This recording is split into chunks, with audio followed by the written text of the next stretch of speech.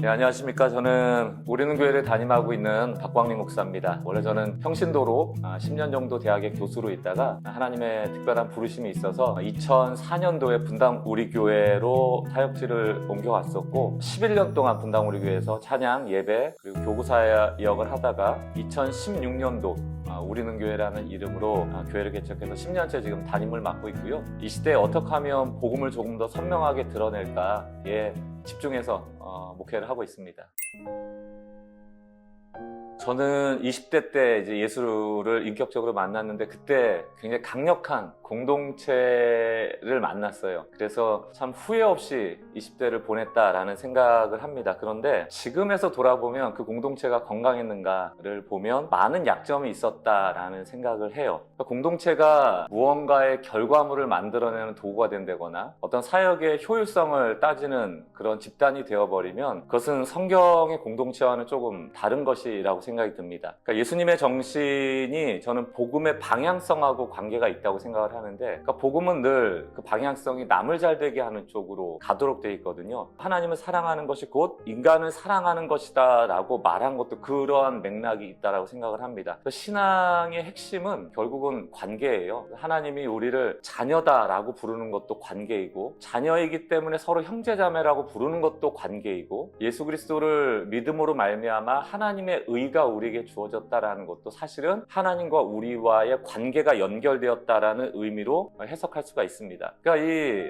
다 가족에 대한 얘기잖아요. 하나님 아버지, 형제, 자매. 그런 측면에서 예수님도 이 교회 공동체, 신앙 공동체를 가족처럼 비유한 데 이유가 있다고 생각이 듭니다. 근데 이 가족을 보면 특이한 게 있어요. 못 떨어집니다. 그러니까 미운 사람이 있으면 사실 이제 안 보면 그만이고 안 만나면 그만이고 관계를 끊으면 그만인데 가족은 그럴 수가 없어요. 미우나 고우나 같이 붙어서 살아야 되는 존재거든요. 그러니까 저는 신앙의 공동체가 관계이고 그 공동체원 하나하나를 가족처럼 여기신다는 게 미우나 고우나 함께 모여 사랑을 배우고 또 사랑을 행하고 또 사랑을 받고, 그것이 신앙의 핵심이라고 생각을 합니다. 그래서 어떤 분이 그런 얘기를 했더라고요. 교회 공동체는 자연스러운 원수들의 모임이다. 그러니까 모든 배경이 달라요. 다르니까 이해가 안 되는 것도 있고, 나에겐 상식인데 저 사람에겐 상식이 아닌 것도 있고 하다 보면 밉기도 하고 다투기도 할 수 있습니다. 그런 의미에서 원수지만 그게 한편으로 너무 자연스러운 거죠. 우리가 하나 된다는 것은 어떤 한 사람에 맞춰서 문화를 똑같이 맞추고,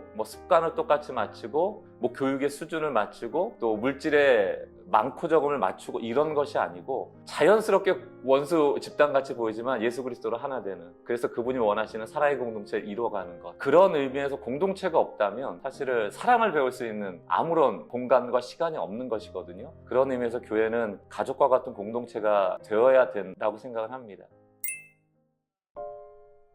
돈 문제는 늘 예민한 문제입니다. 그런데 이제 디모데후서 3장을 보면 우리가 어쨌든 종말로 향해 가고 있는 시대를 살고 있는데 두 가지의 특징으로 압축을 하거든요. 이제 자기를 사랑하고 돈을 사랑하고. 그 얘기는 결국 하나님의 우선순위가 밀려 있다. 그러니까 신앙인들조차도 우상 숭배하는 삶으로 자꾸 따라가도록 유혹받고 있다는 뜻입니다. 우상 숭배라는 게 다른 게 아니고 하나님이 할 수 있는 일을 다른 것에서 찾으려고 하는 것, 하나님만 채울 수 있는 것을 다른 것으로 채우려는 것, 이런 게 우상이라고 한다면 가장 강력한 우상은 이 시대에 돈이라고 해도 과언이 아닐 겁니다.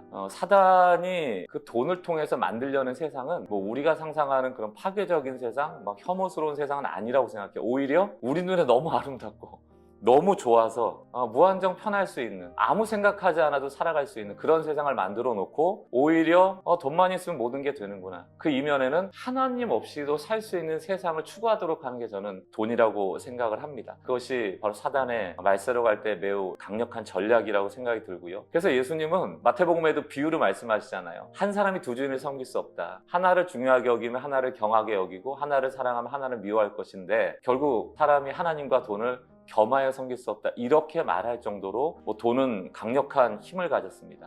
그러다 보니까 우리는 이게 부자 이러면 기독교 어떤 가치관 안에서는 좀 악하고 잘못한 것 아닌가. 저렇게 부자가 되려면 사람 막 핍박하고 좀 억압해서 그리고 나누지 않아서 번 것이 아닌가라고 좀 여길 때도 많은데, 성경은 부자라고 해서 악하다라고 얘기하거나 반대로 가난하다고 해서 선하다고 얘기하고 있지는 않아요. 잘 아시겠지만 돈은 가치 중립적인 것이고 어떻게 버는가 또 어떻게 쓰는가에 따라 그 가치가 정해집니다. 그래서 성경이 말하는 부요함은 인간의 열심과 노력만으로 얻어지는 것은 아니죠. 우리가 뭐 살아봐서 알지만 공정하지 않거든요. 열심히 다 땀 흘린다고 돈을 벌고 성경이 부자 되는 법을 가르치고 있지도 않습니다. 그러나 분명한 것은 부요함이 하나님께로부터 온다는 것, 이것이 성경이 말하는 것이고, 또 하나는 이 세상이 존재하는 동안 가난한 자는 늘 우리 곁에 있다는 것. 그럼 성경은 이 돈에 대해서 강조하고 있는 게 그런 거예요. 어떻게 부자가 됐는지 모르겠습니다. 그러나 하나님께서 그를 부자로 만들어 주셨다면 그것은 하나님께서 주신 선물이라는 뜻이거든요.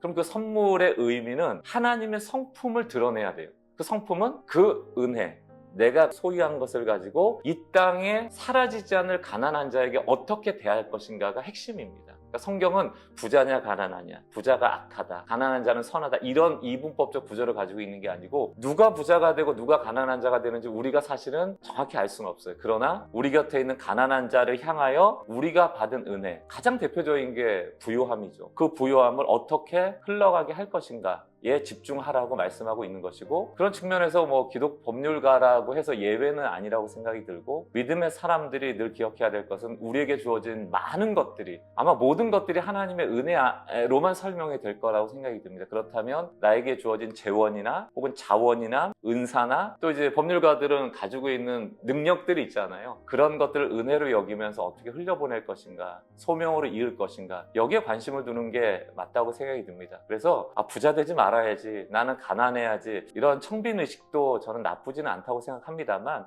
반대로 내가 가진 것들을 가지고 약자들을 돕는 건 역시 매우 유의미한 일이다라고 생각을 하고 있습니다. 제가 그 격려를 하려고 생각했던 중요한 이유가, 그때 만났던 운영진 임원들이 제 느낌에는 과도하게 착하신 분들 같았어요. 착하신 분들인데 느낌에 이번 이 집회를 통해서 더 착해지겠다 막 이런 마음을 가지셔서 그럴 필요 없을 것 같은데 좀 이분들에게 위로가 필요하지 않을까 하는 생각을 가졌던 것 같아요. 근데 이런 생각을 해요. 법에 근거해서 정의롭고 또 공의로운 판단을 해야 되는, 또 그런 판단을 하려면 당연히 나의 삶도 그러해야 된다라는 부담을 가지고 살아가는 분들이 저는 대부분의 법률가라고 생각이 듭니다. 세상은 그러나 불공정하고 때로는 한쪽으로 치우쳐져 있고 불법적 행태가 뭐 5만 가지로 나타나는데, 그 최전방에 서 있는 분들이 사실은 법률가 들이시잖아요. 저도 이제 목회자이지만 항상 공정하고 정의롭고 선하게 살 수 있으면 더없이 좋을 텐데, 부담은 가지되 그렇게 살 수 없는 현실 속에서 스스로의 모습을 보면서 실망할 때가 많거든요. 하고 싶지만 안 될 때도 많습니다. 저는 법률가들도 마찬가지라고 생각이 들고, 특히 기독교인으로서의 법률가들은 더한 부담을 가지고 살아가는 사람들이라고 생각을 합니다. 하나님께서 우리가 완벽할 수 없다는 걸 너무 잘 아시잖아요. 저는 복음이 좋은 이유가 괜찮지 않아도 괜찮다라고 늘 등 두드려 주시는 하나님의 은혜가 우리가 함께 하기 때문이라고 믿고, 우리가 서로를 좀 신뢰했으면 좋겠거든요. 어차피 죄의 유혹 앞에 연약한 건 똑같고 또 소명의 짐도 다 똑같다고 한다면, 조금 잘하고 조금 잘못한 거 가지고 서로 탓하기보다는 우리가 나아가는 길이 결코 쉽지 않은 길임을 알고 서로를 좀 다독이면서 가면 어떨까. 제가 좋아하는 그 철학자 자크 데리다라는 분이 한 얘기가, 우리 삶에서 원수를 사랑한다는 건 거의 불가능하다. 그러나 불가능하다라고 해서 포기하지 말자. 그걸 이제 불가능성에 대한 열정이라고 표현을 했거든요. 그러니까 우리 모두가 이 세상을 향하여 계란으로 바위를 치는 것 같을지라도 포기하지 말고 하나님의 가치관을 향한 열정을 가지고 함께 걸어갔으면 좋겠다. 그리고 주님 만나는 그날 참 착하고 충성된 종이다라고 칭찬받을 수 있는 그런 집단이 기독교 법률가들이 됐으면 좋겠다. 그런 측면에서 이번 집회가 좀 서로를 격려하고 서로가 이해하고, 눈빛만 봐도 서로 알잖아요 다. 그런 하나 되어지는 좋은 시간이 됐으면 좋겠다라는 생각을 해봤어요. 많이들 오셨으면 좋겠습니다. 많이들 오셔서 앞서 아마 이런 질문을 하신 것도 그런 맥락이라고 생각이 드는데, 신앙도 혼자 설 수 없고요. 정의와 공의라는 것도 사실 생태계고 문화인데 혼자 지고지순하다라고 세상이 바뀌는 것 같지는 않아요. 약한 자들이고 실수가 많은 자들이고 여전히 유혹 앞에 선 자들이지만 함께 모여서 고민하고 또 기도하면서 한번 도전을 다시 해보면 좋겠다. 그리고 아마 1년 동안 이런저런 법률 현장에서 치이면서 사느라 자기를 돌아볼 시간이 없었을 텐데, 얼라이먼트라는 단어가 있잖아요. 조금 자기의 삶을, 신앙을 재정렬해 볼 수 있는 그런 시간이 됐으면 좋겠고, 저는 늘 저희 교회에서도 그렇지만 서로 의도를 좀 뺄 필요가 있다. 저는 이번 집회가 좀 하나님께서 일하시는 약간은 신비한 영역으로 맡기면서 와보니까 내가 생각했던 것보다 이 안에 은혜가 더 있고 뭔가 하나님 나에게 주시는 메시지가 있는 시간이 됐으면 좋겠어요. 그래서 무딘 난로는 나무 못 찍잖아요. 하나님이 다시 한번 우리에게 소명이든 아니면 능력이든 아니면 어떤 힘이든 뭐 모르겠습니다만 지금 무언가 부족하다고 여겨지는 그 부분을 채워주셔서 좀 날카로운 나를 가지고 세상의 공정과 정의를 외칠 수 있는 또 소명의 삶으로 나가는 법률가들 될 수 있기를 바라면서 많이 오십시오. 저도 말씀 열심히 준비해서 함께 은혜를 전달하도록 하겠습니다.